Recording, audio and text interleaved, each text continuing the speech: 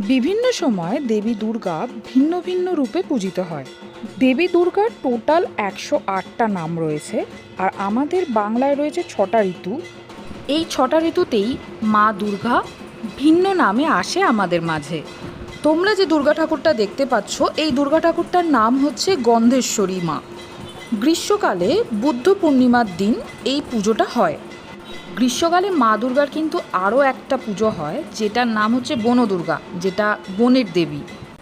বর্ষাকালে শীতলা বা যোগমায়া, শরৎকালে অকালবোধন বা মহিষাসুর মর্দিনী, যেটাকে আমরা শারদীয় দুর্গোৎসব বলি, হেমন্তকালে কাত্যায়নী, শীতকালে শাকম্ভরী বা উগ্রচণ্ডা, আর বসন্তকালে বাসন্তী পুজো।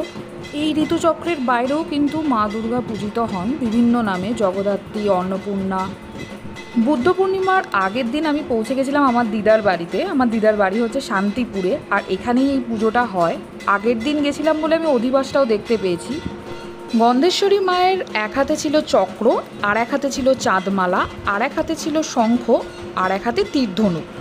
ছোটোবেলায় আমি যখন মা বাবার সাথে এই পুজোতে আসতাম, তখন গন্ধেশ্বরীর মায়ের পাশে এই দুজনকে আমি ভাবতাম একজন লক্ষ্মী আর একজন সরস্বতী। কিন্তু এটা কিন্তু সেটা নয়, এটা হচ্ছে দুজন সখী গন্ধেশ্বরীর মায়ের কাছে।